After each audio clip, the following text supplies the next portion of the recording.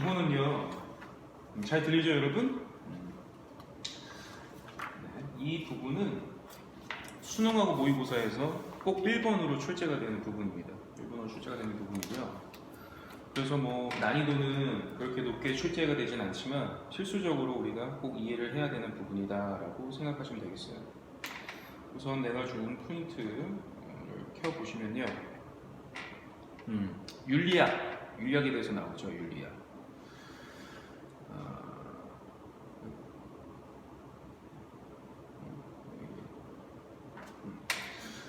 윤리학이라는 것은 이제 도덕을 연구하는 학문인 거야. 도덕을 연구하는 학문으로서 도덕적 행위에 관한 이론으로 구성된 지식 체계다 이렇게 얘기를 하는데, 도덕적 행위에 관한 이론. 그러니까 도덕적 행위라는 거는 우리가 살아가면서 여러 가지 상황을 맞닥뜨리잖아요. 그 상황을 해결할 때 도덕이 필요한 상황, 그게 다 이제 도덕적 상황이 되는 겁니다. 그리고 그 도덕적 상황에서 나오는 행위가 바로 도덕적 행위가 되겠지.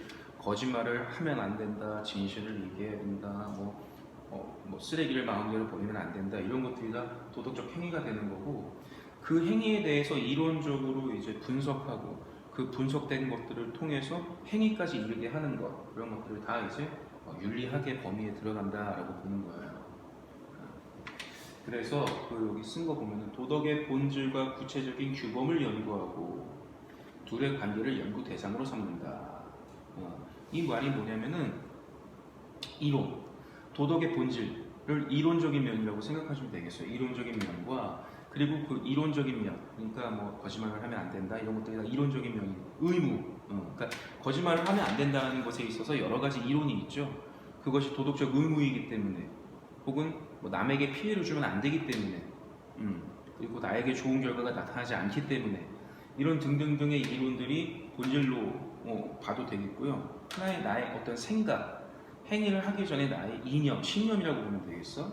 그리고 그 신념으로 이루어진 나의 원리들을 통해서 행동으로까지 이루어지게끔 하는 것, 그게 윤리학입니다. 그래서 윤리학은 이론적인 면과 실천적인 면 두 가지가 다 함께 공존한다라고 생각하시면 되겠어요. 그래서 그 윤리학의 분류를 좀 봅시다. 윤리학의 분류. 윤리학은 크게 선생님이 심플리트 보시면서 내가 지금 필기를 하니까 그거 좀 보세요. 윤리학에는 규범 윤리학이 있고요, 메타 윤리학이 있고요, 기술 윤리학이 있어요. 다 그냥 도덕과 관련된 학문인 거죠. 한마디로 도덕과 관련된 학문이고, 거기에 대한 어떤 분석을 하는 건데, 그 중에서 우리가 이제 규범 윤리학 같은 경우는 우리가 흔히 얘기하는 윤리학이야. 규범 윤리학. 뭐냐면은 어떠한 이론을 통해서 도덕적 상황에 맞닥뜨렸을 때 어떠한 이론을 통해서 이 상황을 해결해야 하느냐, 그게 바로 규범 윤리학에 대한 얘기예요. 규범 윤리학. 그러니까 여러 가지 이론들이라는 것은 얘들아 결국에는 나의 법칙이 되겠지, 그지? 여러 상황들, 거짓말이라는 상황, 혹은 뭐 무단횡단을 하게 되는 상황, 뭐 친구와 어떻게 싸움이 일어나는 그런 여러 상황들 속에서 나의 어떤 굳은 심지라 그럴까요? 그런 것들이 다 나의 이론이 되는 거죠. 그 이론을 통해서 행위가 산출되는 것, 그리고 거기에 대한 연구가 윤리학의 본질이다 라고 보는 게 바로 규범 윤리학이 되는 겁니다. 그래서 규범 윤리학에는 이론 규범 윤리학이 있고요, 그리고 실천 규범 윤리학이 있어요.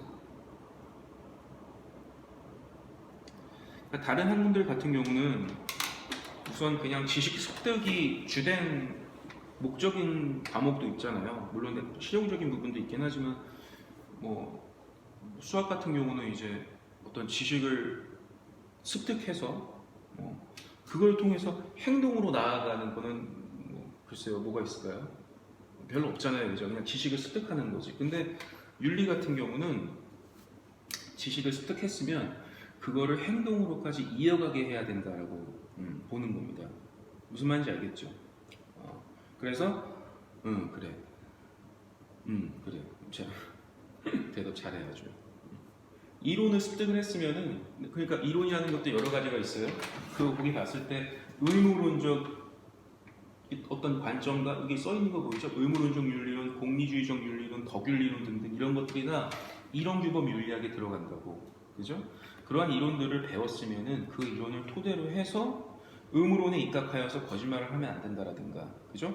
공리주의에 입각하여서 친구들을 때리면 안 된다라든가 이런 식으로 행위까지도 이어져야 된다는 얘기야. 그래서 윤리학이라는 것은 이론과 실천 두 가지가 같이 존재한다라는 거라고 말하는 것이고요. 그렇게 얘기할 때 윤리학은 대표적으로 규범 윤리학을 설명하는 것이다라고 얘기하는 겁니다. 그러니까 우리가 흔히 얘기하는 윤리학은 규범 윤리학인 거예요. 무슨 말인지 알겠죠? 그 규범 윤리학 중에서도 이론 규범 윤리학은 자 여기 보세요. 어떤 상황이 있어요. 이 상황은 당연히 우리는 이제 윤리니까 도덕과 관련된 도덕적 상황이 되겠습니다. 이 도덕적 상황에서 이 상황을 해결하기 위해서 필요한 이론들 있죠? 이론들. 이 이론이 중요하다라고 말하는 게 바로 이론 규범 윤리학이 되겠고요. 이 이론을 통해서 상황을 파악하고 이 상황을 해결하는 게 중요하다라고 말하는 게 바로 실천 규범 윤리가 되는 겁니다. 그리고 이 실천 규범 윤리는 우리는 따로 응용 윤리라고도 얘기하죠. 요거예요. 근데 둘 다 물론 중요해. 그리고 뗄 수는 없어요. 왜? 윤리학이라는 것 자체가 이론과 해결, 실천 두 가지를 다 중요시 여기니까. 그런데 그 중에서도 이론 규범 윤리학은 이론이 더 중요하다라고 얘기하는 거고, 실천 규범 윤리학은 해결하는 게 더 중요하다라고 얘기하는 거예요. 이렇게 구분하시면 되겠어요. 그러니까 얘들아, 사실상 모의고사 같은 경우는 이론 규범 윤리학이나 실천 규범 윤리학을 분리하는 문제가 나올 수는 있겠지만 수능에서는 좀 나오기가 좀 애매하겠죠. 그쵸? 확실하게 분류하기가 좀 애매한 경우가 많아서, 아니면 정말 뭐 확실하게 그냥 이념상으로 그러니까 정의는 구분이 가능하니까 그런 식으로 구분을 해서 파트를 나누는 문제라든가 그런 건 낼 수 있겠지만 수능에서는 그런 문제는 내지 않죠. 너무나 좀 간단한 문제가 되니까. 그쵸? 요것부터 우선 파악하시면 되겠어요. 그리고 우리가 이 분류를 배운 다음에는 규범 윤리학을 가지고 쭉 나아가는 거야. 이론을 배우고 그 다음에 응용 윤리에서 그 이론들을 적용시켜 가지고 어떠한 결론들이 일어나고 뭐가 옳은 것인지 그런 걸 보는 겁니다. 그 다음에 규범 윤리학과 메타 윤리학을 좀 구분을 할 건데 요거는 조금 어려워요. 잘 보세요. 규범 윤리학이 있고요. 메타 윤리학이 있어요. 규범 윤리학은 우선은 정의를 얘기하자면 객관적이며 보편적인 목적이나 법칙을 파악해서 윤리적 지침으로 삼아야 한다. 그러니까 뭐가 어떤 이론이 올바른 이론인지를 파악하고 그것을 삶의 지침으로 삼아야 된다라고 말하는 게 규범 윤리학인 거지. 그 삶의 지침으로 삼고 행위까지 해야 되겠지. 왜냐하면 지금 우리는 뭉뚱그려서 규범 윤리학을 얘기하는 거니까 이론 규범이나 실천 규범 이렇게 분리해서 얘기하는 게 아니라 규범 윤리학과 메타 윤리학을 비교하는 거기 때문에, 그죠? 보편적인 목적이나 법칙, 그 이론인 거죠. 이론을 가지고 삶의 지침으로 삼아서 문제 해결까지 가야 되는 것, 그게 규범 윤리학이라면은 메타 윤리학은 자, 요거는 이제 거기 프린트에 있으니까 그거 보시면 하세요. 도덕적 언어 분석, 그리고 의미, 도덕적 언어의 의미 분석, 뭐 이런 것들이 윤리학 탐구의 본질이 되어야 한다라고 얘기하는 거야.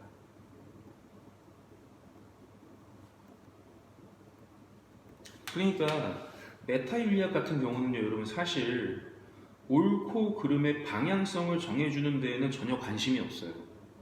그러니까 규범윤리학 같은 경우는 무엇이 옳고 무엇이 그른지에 대해서 방향성을 정해주는 게 가장 중요하고 그것이 윤리학의 본질이라고 얘기하잖아요.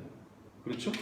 거짓말이라는 행위에 대해서 이 거짓말을 왜 하면 안 되는지 조금 예를 들자면 거짓말이라는 것은 내가 칸트 철학자의 그 이론, 규범, 윤리를 따르는 사람이라면은 거짓말이라는 것은 도덕적 의무에 옳지 않은 행위이기 때문에 하면 안 돼. 너는 그런 방향으로 삶의 지침을 삼고 앞으로도 거짓말을 하지 말아라. 그게 규범 윤리학이고. 만약에 나의 도덕적 이론이 공리주의라면요, 거짓말은 해도 되고 안 해도 돼. 근데 언제? 나에게 좋은 결과가 일어날 때. 나에게 좋은 결과가 일어난다면 거짓말을 해도 되고, 좋은 결과가 일어나지 않는다면 거짓말을 하면 안 돼. 너는 그것을 삶의 지침으로 가지고 살아. 이렇게 얘기하는 게 규범 윤리학이야. 이해가지 무슨 말인지. 그런데 여기서 메타 윤리학은 뭘 얘기하는 거냐?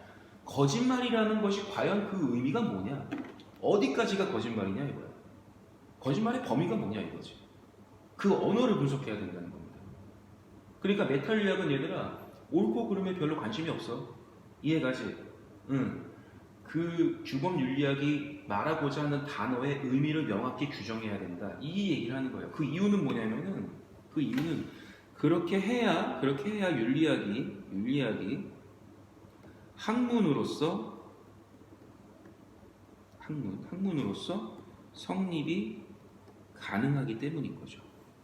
그러니까 메타 윤리학은 윤리학이 학문으로서 성립 가능하냐 안 하냐 그걸 보는 게 이 메타 윤리학자들의 주된 목적이에요. 자, 학문이라는 것은 여러분 학문이라는 건 어떤 걸 학문이라고 얘기하죠? 이거 왜 칸이 안 작아지지?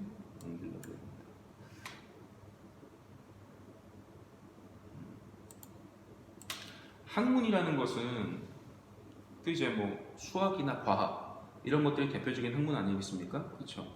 학문이라는 것은 시간이나 공간 그리고 나라를 초월해가지고 객관적으로 가르칠 수 있고 그거를 통해서 뭐 평가도 될 수 있고 그런 것들이 학문인 거잖아. 그렇죠. 그러려면은 이런 거죠. 인천에서 5 더하기 5는 10이고 서울에서는 5 더하기 5는 뭐 20이고 이건 아니잖아요. 그죠? 이거 우리는 뭐라 그러죠? 수학의 정리, 공리, 공식이라고 얘기하는 건데 이거는 항상 어때요? 객관적이죠. 그렇죠. 객관적이고 절대적이고 보편적이죠. 그렇기 때문에 수학이 학문으로서의 역할을 할 수가 있는 거죠. 보편적인 기준이 있으니까. 이해되지? 메타 윤리학자들이 하는 얘기가 그거야. 윤리학도 학문으로서 성립이 가능하려면 윤리학에서 쓰이는 단어들의 의미가 정확하게 규정이 돼야 된다 이겁니다. 분석이 가능해야 된다 이거지. 무슨 말인지 알겠죠? 이론규범 윤리학자들이 선을 추구해야 한다, 도덕적으로 살아야 한다 라고 얘기하지만 과연 그 선의 의미가 뭐냐 이거야. 어디까지가 선이냐 이거지. 이해갑니까 무슨 말인지? 그 의미부터 명확히 규정해야 된다. 즉 도덕적 언어의 의미를 명확히 규정하자. 그래야 윤리학이 학문으로서 성립 가능하다라는 것을 우리가 얘기할 수 있는 거 아니냐. 그게 메타 윤리학자들의 주된 목적 중에 하나입니다. 무슨 말인지 알겠죠? 그리고 또 하나 우리가 아까 얘기했을 때 윤리학이라는 것은요 아는 것에서 멈추지 않고 행위까지 가잖아요. 그렇죠?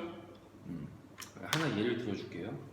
내가 우주하고 극장을 갔습니다. 영화 제목은 보헤미안 랩소디예요. 보헤미안 랩소디. 여러분 혹시 보셨나요, 그거? 보셨어요. 그게 이제 뭐 되게 신나잖아. 신나고 노래 너무 좋잖아요, 그죠? 퀸이 우리 세대 때 활동하던 나 세대 전이기도 하죠, 사실. 정말 많이 들었었는데 요즘에 아주 보헤미안 랩소디 때문에 정말 많이 노래를 많이 듣고 있었어요. 이제 많은 학생들도 그렇고. 자, 그걸 나랑 이제 우주랑 영화를 보러 간 거야. 근데 내가 너무 신나가지고 극장에서 막 노래 막 따라 부르고 떠들고 막 춤추고 난리가 난 거예요. 그 우주가 날 보고 야, 기용아, 극장에서 그렇게 난리치고 떠들면 안 돼라고 나에게 얘기를 했어요. 극장에서 떠들면 안 된다 라고 나에게 우주가 얘기를 했어. 자, 이거는 여러분 우주가 이거죠. 내가 이제 막 극장에서 막 떠들고 박자주고 막 떠들고 있었어. 신난다 떠드니까 이 상황을 보고 우주가 판단을 해가지고 자, 우주입니다. 이 내가 떠드는 상황을 보고 우주가 이 상황은 그냥 넘어가자. 이 상황을 보고 이거는 도덕과 관련된 상황이네? 라고 생각을 한 거죠. 그러니까 도덕적 상황인 거죠. 도덕적 상황인 겁니다. 조용히 시켜야 되잖아. 그죠? 너무나 뻔한 거야, 그지? 뻔하게 도덕적 상황이야. 왜죠? 우주가 한번 얘기해 볼래요? 내가 떠드는 거는 왜 안 되는 거야? 극장에서 떠들면 왜 안 되는 거죠?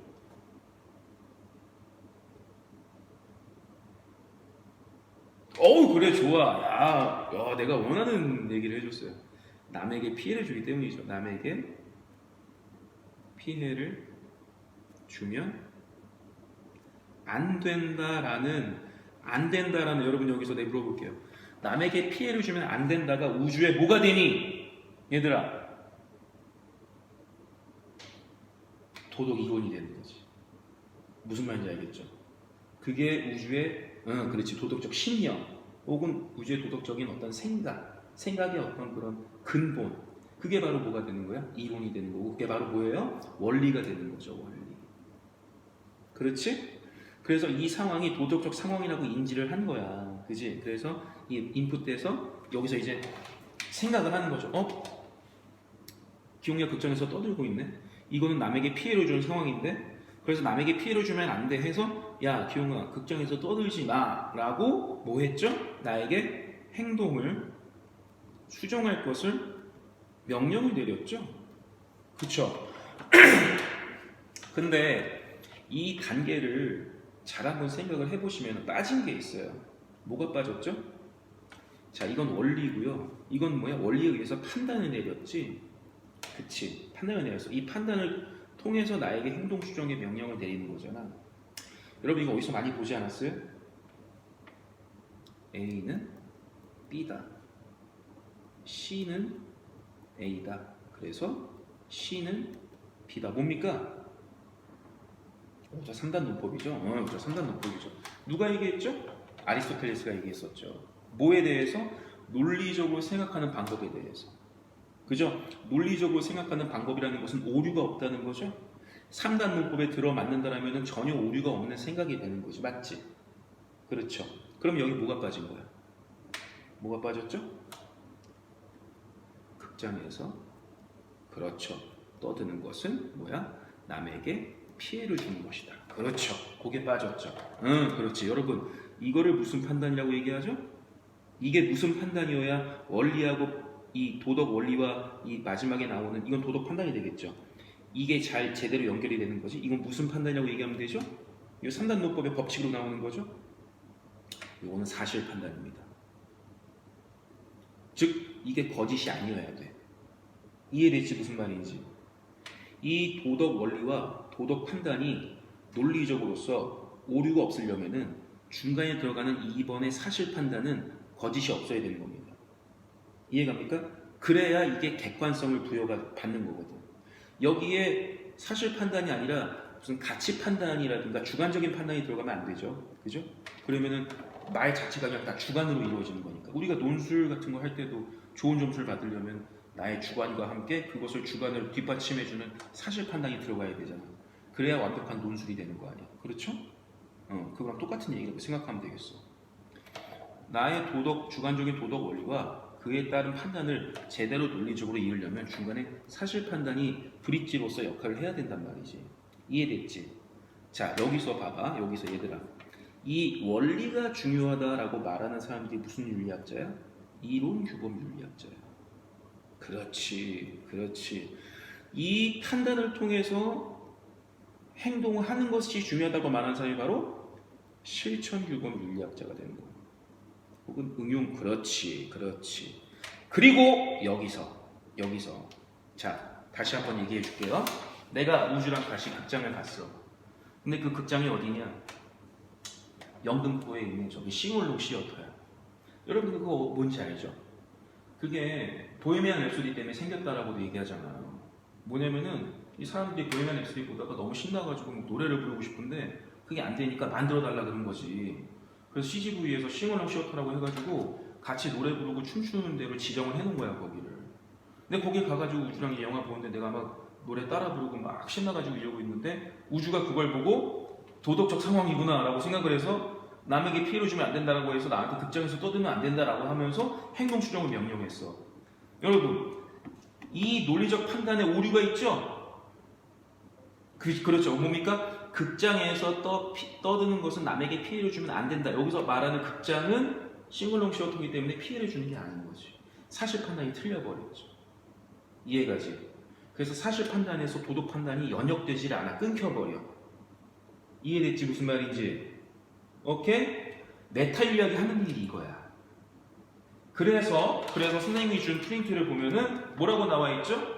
거기에 맨 밑에 보면은 맨 밑에 봐봐. 맨 밑에 사실 명제로부터 당위 명제가 연역 가능한지 탐구해야 한다. 사실 명제로부터 당위 명제가 뭐니? 이렇게 해야 한다. 너는 이렇게 행위해야 한다. 이런 게 당위 명제야. 무슨 말인지 알겠죠? 근데 이 당위 명제가 사실 명제로부터 연역 가능하냐, 즉 논리적으로 연결이 되느냐 그 얘기거든. 지금 싱얼롱 시어터에서 이게 가능합니까? 안 됐죠? 사실 판단에서 연역이 안 되지. 이 극장이 남에게 피해를 주면 안 된다는 그 바운더리 안에서 벗어난 잘못된 사실 판단이니까. 이해가지? 메탈유학자가 하는 일이 바로 이거야. 논리적 구조에서 오류를 찾아내는 거예요. 무슨 말인지 알겠지? 그러니까 메탈유학자가 하는 일은 크게 두 가지입니다. 첫 번째 뭐죠? 도덕 언어의 의미를 분석한다. 그래서 그 분석해가지고 범위를 규정해 놓는 거죠. 규정해서 뭐 하는 거야? 객관적인 어떤 그런 뭡니까? 의미를 부여하여서 윤리학이 학문으로서 성립이 될 수 있는가에 대한 결론을 내고 싶어 하는 것. 그게 메타윤리학자가 하는 첫 번째 일이고요. 두 번째는 뭐야? 이론규범 윤리학자들이나 응용규범 윤리학자들이 하는 그런 말들 속에서 그 말이 다 뭐야 얘들아? 다 3단 논법 안에 들어가 있는 것들이잖아. 이론을 통해서 결론을 내고 그것을 행동하라고 하니까. 이해가지? 그렇지. 두 번째가 뭐야? 그 과정 속에 논리적 오류가 있느냐 이걸 찾는 거예요. 그 중에서도 여러분 내가 지금 맨 마지막에 써놓은 말이 뭐냐면은 수능하고 모의고사에서 가장 많이 나왔던 말들 중에서 어려웠던 것들을 뽑아서 너희들에게 얘기를 해준 거야. 여기서 애들이 많이 실수를 했다고. 왜냐면 그냥 외워버리니까 그래. 외우지 말고 좀 전에 3단 논법의 그 방향을 보면 알겠죠. 사실 명제로부터 당위 명제가 연역 가능한지, 연역이 가능하지 않으면 그것은 오류다. 누가 하는 일이야? 메탈유학자가 하는 일이잖아. 이해했지 무슨 말인지? 이거를 외우지 마시고 이 사실 명제부터 당위 명제가 연역 가능해. 연역 가능하면 그거는 제대로 된 논리적 방법으로서 추론이 된 거야. 무슨 말인지 알겠지? 근데 그게 아니라면 메탈유학자가 그걸 지적을 한다 이겁니다. 기출문제입니다. 이렇게 많이 출제가 돼요. 이 부분을. 그래서 학생들이 가장 어려워하는 부분이 바로 이거야. 이론윤리학이랑 메타윤리학이랑 이론윤리학이란다. 규범윤리학이랑 메타윤리학이랑 비교하는 거. 무슨 말인지 알겠죠? 이게 가장 학생들이 어려워하는 부분인데 이거 이해 잘하셨으면은 이 부분 어려울 거 하나도 없어. 자, 다시 한번 프린트로 돌아가 볼게. 어려운 거 다 정리했으니까 읽으면서 따라와 보세요. 자, 규범윤리학, 메타윤리학, 기술윤리학 이렇게 구분하는데 기술윤리학은 여러분 말할 것도 없어요. 뭐냐면 기술윤리학은 그냥 뭐 도덕적 풍습 아니면 어떤 관습 등을 그냥 단순히 묘사하는 거고 설명하는 거예요. 예를 들어서 뭐 아프리카에 있는 어떤 나라를 갔더니 그 원주민들은 그 외부 사람이 침입하면은 잡아먹더라 라고까지만 얘기했어. 그럼 이거는 자신의 어떤 도덕적 이론이라든가 그 상황을 보고 판단해서 행동 수정을 하라고 한다거나 아무것도 나와 있지 않죠. 그냥 묘사만 한 거야. 그렇지. 그래서 그냥 그건 그냥 기술윤리학이다. 그래서 엄격히 말하면은 기존 윤리학은 윤리학의 영역에 들어가지 않아요. 근데 왜 띄워주느냐? 어쨌든 그 묘사된 거라 하더라도 우리가 윤리적으로 생각하고 사고하는 도움을 주니까 그래서 그냥 넣어놓는 겁니다. 엄격히 말하면 윤리학은 아닙니다. 기행문이죠, 기행문. 그렇죠? 그렇게 보시면 되겠고요. 자, 규범윤리학 밑에 볼게요. 요거는 객관적이며 보편적인 목적이나 법칙을 파악하여 윤리적 지침을 삼아야 한다. 요건 사실 그 이론규범 윤리학에 대한 설명이라고 봐도 됩니다. 이론규범 윤리학. 근데 이제 삶의 지침으로 삼아서 행위하게 한다라고 한다면은 이론규범 윤리학이랑 실천규범 윤리학 다 합해가지고 설명하는 거라고 볼 수 있는 겁니다. 지금은 이거 둘 다 합해서 메타랑 비교하는 거야. 자, 메타와 비교. 메타는 도덕적 언어 내지 도덕적 언어의 의미의 분석을 윤리학적 탐구의 본질로 삼아야 한다라고 본다. 다르죠. 규범 윤리학은 뭐예요? 행위를 하기에 앞서서 어떠한 목적도 주고 어떠한 법칙을 의해서 행위할 것인가, 어떠한 법칙이 올바른 것인가, 그리고 어떻게 행위를 해야 하는가. 옳음에 대한 물음이라면은 어떻게 하는 것이 옳은 것인가에 대한 물음이라면은 메타윤리학은 옳다라는 말의 정의가 뭐냐 이런 거고, 그 행위에 대해서 분석을 했을 때 사실 판단으로부터 도덕 판단이 제대로 연역이 되어 있느냐, 너희들이 규범 윤리학자들이 하는 말에 논리적인 오류가 있느냐 없느냐, 추론 과정이 타당하냐, 논리적으로 타당성을 얻고 있느냐, 그걸 얘기하는 게 메타윤리학자가 되는 거야. 지금 내가 한 말들은 다 수능에서 나왔던 단어들로 얘기를 하는 거예요, 여러분. 알겠죠? 그런데 여기서 더 중요한 거. 메타윤리학자를 우리가 공부를 할 때요, 대부분의 학생들이 키워드로 공부를 많이 해요.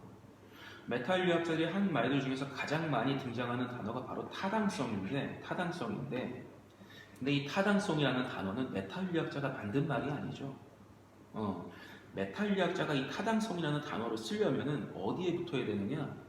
논리적 타당성, 추론 과정의 타당성, 이런 식으로 분석을 하기 위해서 그 분석이 타당하냐, 분석을 통해서 알아봤더니 도덕적 언어의 의미가 타당하냐, 이럴 때의 타당성을 쓰는 거야. 가장 많이 쓰는 거는 논리적 타당성, 추론 과정의 타당성, 이럴 때는 100% 메타윤리학이 되는데요. 이 타당성이라는 말을 자 밑에 볼게요.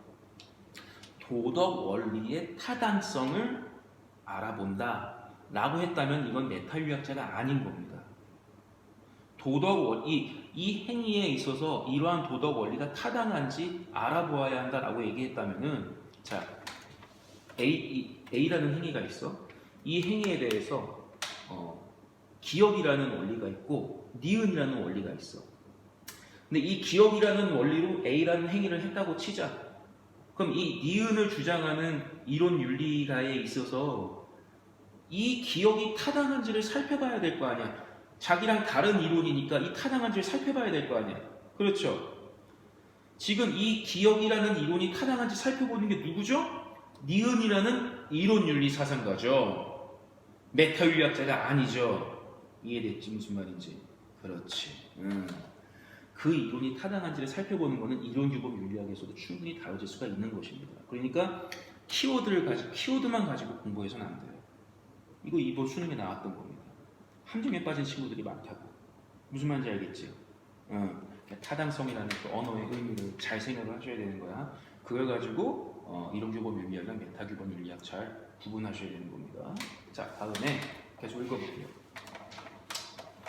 자, 그 다음에 밑에 또 볼게요. 밑에 응용윤리학은 요거 한 다음에 하자. 밑에 오답 체크라고 나와 있는 거 있죠. 오답 체크. 방금 했죠. 논리적 타당성과 도덕 원리의 타당성을 구분해야 한다는 거. 메타윤리학은 형식, 언어, 용어 등을 연구하는 학문으로서 내용이나 상황에는 관심이 없습니다. 아까 내가 우주랑 극장을 갔잖아. 떠들었잖아. 거기에 대해서 우주가 나한테 행동 수정을 했잖아. 거기에 대해서 전혀 관심이 없어. 무슨 말인지 알겠지? 우주가 말한 그 논리적 추론의 구조에 오류가 없는지, 그리고 도덕적 언어에는 전혀 오류가 없는지, 규정이 가능한지, 거기에만 관심이 있는 거예요. 분석자예요, 분석자. 그러니까. 그런데 그런데 왜 메타 윤리학자는 이 분석밖에 안 하는데 왜 윤리학자라고 보는 거죠? 왜냐? 이론 규범 윤리학자들이나 응용 윤리학자들이 메타 윤리학자들이 해놓은 분석을 가지고 상대방의 이론을 비판할 때 쓰거든. 무슨 말인지 알겠지? 그렇지, 그거야. 결국 그렇게 쓰이는 거예요. 그러니까 윤리학자로 들어가는 거지. 윤리학에 들어가는 거거든. 당연히 오류가 있으면 안 되죠. 그러니까 이론 규범 윤리학에서도 어떻게 보면은 되게 스스로를 공격하는 것 같지만 자기에게 도움을 주기도 하는 거야. 상대방의 오류를 찾아내주니까. 무슨 말인지 알겠니? 그게 메타 윤리학자가 하는 말입니다. 그렇죠. 그러니까 여러분 이제 논술하는 거랑 똑같다고 생각하면 돼. 여러분들이 대부분의 논술은 여러분 철학을 가지고 논술하잖아요. 그렇죠? A와 B가 이제 철학을 가지고 이제 세다 토론을 한다고 생각해 보자. 그러면 여러분 대부분 뭡니까? 자신의 주장을 내세우면서 상대방을 비판할 때는 주관적인 것만 해서는 설득력이 없죠. 그죠? 사실 판단을 들어가지고 너의 주장에 이런 오류가 있어 라고 얘기를 해줘야 그게 제대로 된 비판이 되는 거잖아. 윤리학에서는 그 오류가 있어 라고 얘기하는 그 부분이 누구야? 다 메탈윤리학자가 해놓은 것들이야. 이해하겠지? 그렇게 생각하시면 되겠습니다. 그래요. 자, 그러면은 또 볼게요. 도덕 이론이 타당한가라는 것은 우리가 따라야 할 객관적인 도덕 규범인가라는 것이다. 이런 규범 윤리학자들이 서로 간에 싸운다는 얘기죠. 내 이론이 맞아, 아니야, 네 이론이 틀려, 뭐 이런 식으로. 그 다음 얘기가 내가 방금 한 얘기죠. 물론 메타 윤리학이 도덕 이론 타당성 검토에 활용되기는 한다. 무슨 말인지 알겠지? 이해됐죠? 타당성 검토라는 거는 여러분 서로 이론 규범 윤리학자들끼리 싸운다고 생각하면 되는 거야. 논술로 싸운다고 생각하면 되는 거야. 오케이? 그러나 도덕 이론 타당성에는 전혀 관심이 없다. 메타 윤리학자들은. 오케이. 메타 윤리학은 도덕적 행위에 대한 이론적 분석을 수행한다. 여러분 이거는 메타 윤리학이 아닙니다. 이것도 마찬가지로 수능이라든가 모의고사에서 오지에 학생들이 오답으로 뽑는 윗순위에 있는 그 문장이에요. 다시 한번 볼까요? 도덕 행위에 대한 이론적 분석을 수행한다. 여러분 이거 누가 하는 일이에요? 그렇지, 이론 규범 윤리학자들이 하는 일이죠. 그렇죠. 내가 도덕 행위를 했어, 거짓말을 했어. 그럼 이 거짓말을 한 것에 대해서 이론적으로 분석을 해. 왜 거짓말을 하게 되었는지. 봤더니 나에게 좋은 결과가 나타나기 때문에 거짓말을 했던 거야. 그렇다면 얘는 뭐야? 공리주의자구나. 이렇게 분석을 할 수 있잖아. 이해되지 무슨 말인지. 이건 이론 규범 윤리학자들이 하는 얘기고 메타 윤리학자들은 여기에 대해서 관심이 없어요. 이해하겠지 무슨 말인지. 분석이라는 키워드도 마찬가지라 이거야. 분석이라는 단어가 나와가지고 무조건 메타 윤리학으로 보면 안 된다는 거죠. 무슨 말인지 알겠지? 메타 윤리학자에게 있어서 분석은 뭐다? 도덕적 언어. 오케이? 그 언어의 의미, 범위 이런 거야. 이해했지? 행위나 상황 이런 건 전혀 관심이 없어요. 무슨 말인지 알겠죠? 오케이. 자, 그러면 응용윤리를 바꿉시다. 응용윤리. 여러분, 응용윤리는, 그러니까 메타윤리는요, 20세기 초에 있었고요. 그러니까 20세기, 왜냐면은, 그러니까 태클을 거는 거야. 한마디로 이론규범 윤리학자들 간에. 이론규범 윤리학들은 여러분 대부분 19세기에 마련이 돼요. 그래서 20세기 초에 그 후대 철학자들이 나와서 선배들이 해던 것들을 까는 거야. 이게 뭡니까? 서로 자기 할 말만 하고 범위는 정해놓지 않고 이래가지고 어떻게 우리 윤리학의 학문으로서 성립 가능하겠습니까? 라고 얘기했던 거지. 이해가지? 그래서 20세기 초까지는 메타윤리학이 되게 유행을 했었어요. 그런데 20세기가 넘어가고 나니까 갑자기 이제 메타윤리학은 퇴조가 되고 사회가 너무나 복잡해지는 거야. 그래서 특히 뭐의 발달? 과학기술의 발달로 인해서 새로운 사회가 도래된 겁니다. 새로운 사회가 만들어지다 보니까 이 과학의 발전으로 인해서 사회가 변하는 것을 도덕이 못 따라가는 거야. 무슨 말인지 알겠죠? 그래서 이거 안 되겠다. 우리가 도덕적 언어의 의미나 분석하는 데에다 시간을 둘 게 아니라 그 이론을 가지고 왈가왈부하고 중간에서 맥을 끊기지 말고 해결하는 데에 초점을 두잖아. 무슨 말인지 알겠죠? 이 복잡한 사회를 해결하는 데 초점을 둬야지 언제까지 언어의 의미나 분석하고 이래야 되겠느냐. 이건 말도 안 된다 이거야. 새로운 형태의 윤리적 문제가 나타났기 때문에 우리도 이제는 제자리에 멈추는 게 아니라 발전해야 된다. 사회가 변하는 것에 있어서 도덕도 그에 발맞춰서 변화하여 가지고 바로바로 적용을 시키자. 그게 바로 응용윤리가 되는 겁니다. 무슨 말인지 알겠죠? 여러분 생각해 보세요.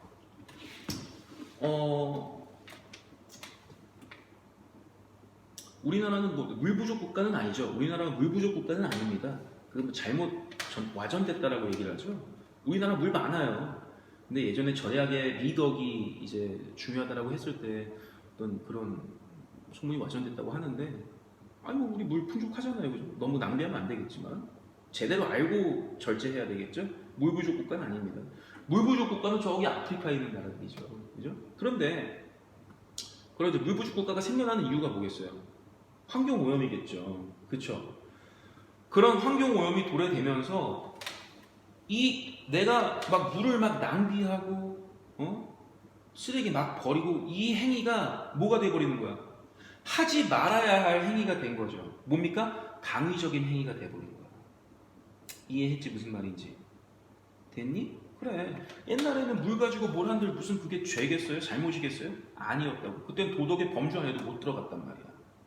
환경오염 문제가 생기니까 물의 그 쓰임새라든가 절제에 대해서도 당위적인 우리가 하거나 하지 말아야 할 어떤 의무적인 그런 행위가 돼버렸고, 그러니까 당연히 도덕도 거기에 따라가야 되는 거야.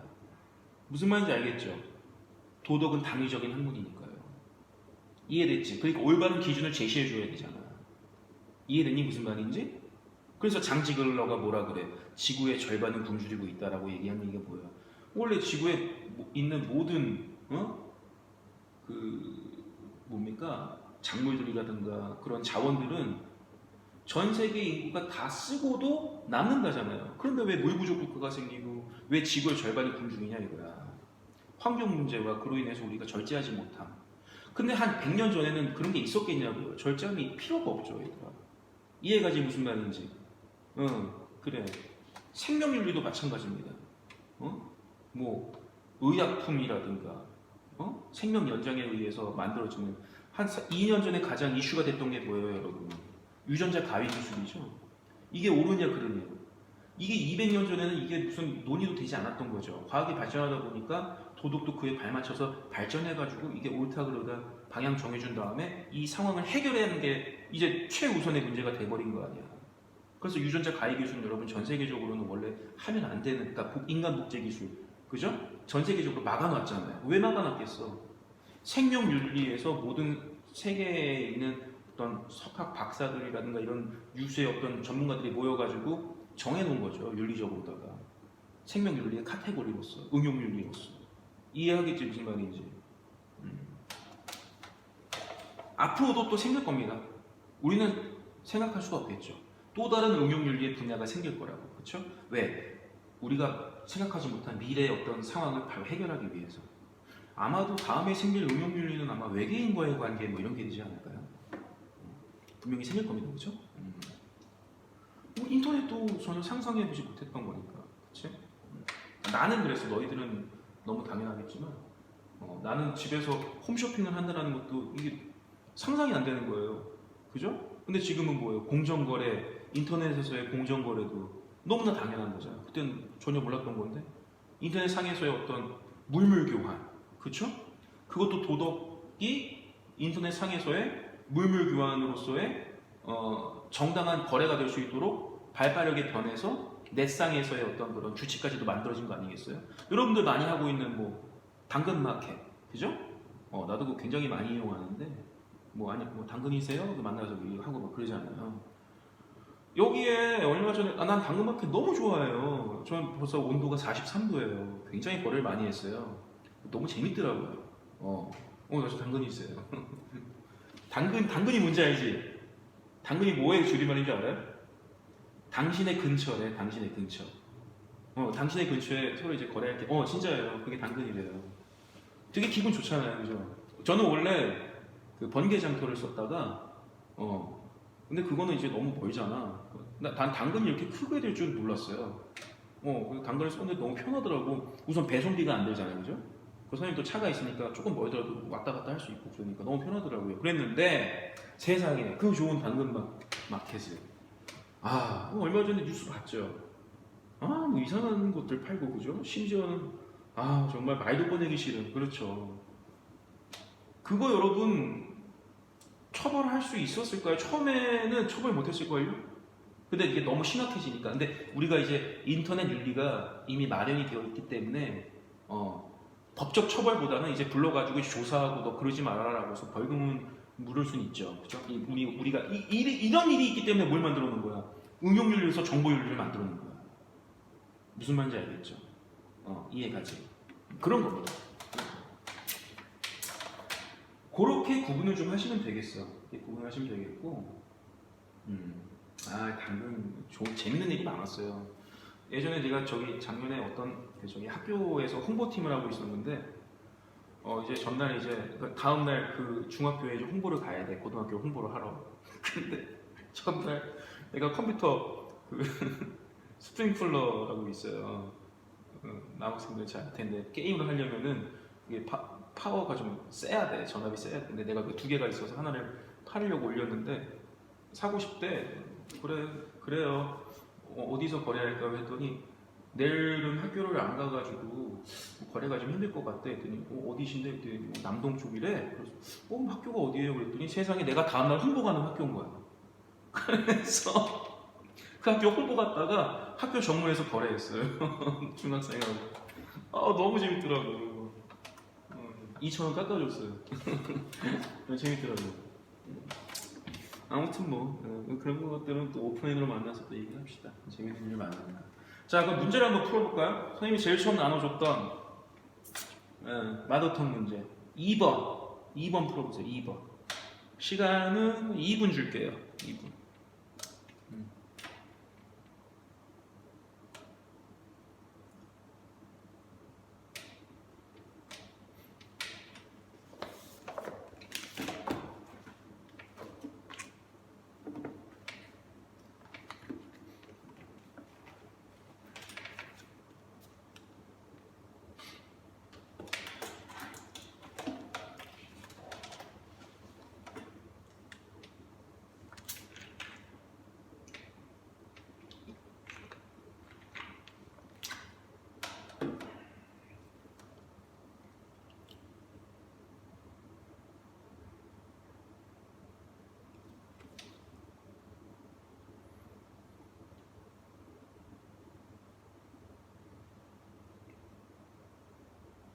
그리고 유튜브에는 지금 여러분들하고 강의한 거를 지금 이제 녹화를 하고 있거든요. 그래서 올릴 겁니다. 나중에 이제 좀 부족한 부분이 있다면은 보충하시고, 온라인 상태가 좋지 않아서 수업을 듣지 못한 친구들 있으면은 가서 확인하시면서 들으시면 되겠어요. 네. 자, 볼까요? 2번. 2번은요, 2019년 4월 모의고사고요. 자, 각으로 입장은 가장 적절한 것은 각. 윤리학은 어떤 원리가 도덕적 행위를 위한 근본 원리로 성립될 수 있는지를 탐구하여. 여기까지 읽어도 사실 누군지 알겠지? 뭡니까? 어떤 원리가? 그렇죠. 어떤 원리가 도덕적 행위. 어려우면 아까 우주랑 나랑 극장 나온 거 생각해. 도덕적 행위. 기용아 조용히 해. 그거. 행위를 위한 근본 원리냐. 남에게 피해를 주면 안 된다는 거 그거였죠. 그런 것들. 그건 당연히 칸트라고 봐도 되겠네요. 그죠? 의무론이니까. 그렇죠. 그 근본 원리를 성립될 수 있는지 탐구하여서 도덕 문제 해결에 이론적 토대를 제공하는 게 주요 과제야. 이거 보면은 얘들아 이 갑의 말을 보면은 해결을 하지 말자는 건 아니잖아. 근데 해결보다는 뭐가 더 주되다? 이론적 토대를 제공하는 게 더 주되다. 그렇지. 이론 기본 윤리가 되는 거야. 이해됐죠? 이거는 얘들아 응용윤리랑도 구분하기 좋은 지문으로 나오는 거죠. 을 볼게요. 윤리학은 도덕적 논의에 사용되는 도덕적 용어의 의미를 분석하고. 의미 끝났네. 누구야? 그렇죠. 도덕적 언어의 용어의 의미를 분석하는 데잖아. 메타죠. 또 읽어보자고. 도덕적 신념, 동그라미. 이 도덕적 신념은 뭐로 바꿔도 될까요? 도덕적 원리. 그렇지. 야, 잘하네. 수미 잘하네. 수미 잘하네. 야, 그건 좋은데? 도덕적 원리라고 바꿀 수 있겠죠. 그것이 참 또는 거짓인가를 확증한다. 누가 하는 일이다? 도덕 원리가 참 또는 거짓인가라는 것을 하는 것은 누가 할 수도 있는 일이다?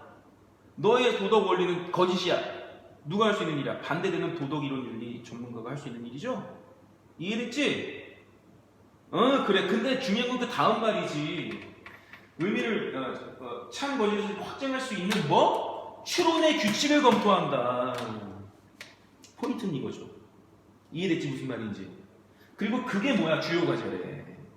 이해됐니 무슨 말인지? 이 앞에는 함정인 거죠. 그지? 도덕적 신념이 참 또는 거짓인가를 확증할 수 있는 여기까지만 나왔다라면은 이 문장만 뽑는다라면은 이론 규범 윤리로 될 수 있는 거야. 이해됐지? 그죠? 근데 그 뒤에 뭐라고 나와요? 할 수 있는 추론의 규칙을 검토한다. 그리고 그게 가장 중요하다라고 이게 나왔잖아요. 이게 메타윤리학이지. 그러니까 이 문장을 하나로 줄이면 뭐가 돼? 추론의 규칙을 검토하는 게 가장 중요하다. 이 말인 거잖아. 이해됐지? 그리고 그걸 가지고 뭐 도덕적 신념의 참 또는 거짓인가를 뭐 확정할 수 있는 걸로 쓰인다. 이 말인 거죠. 됐니?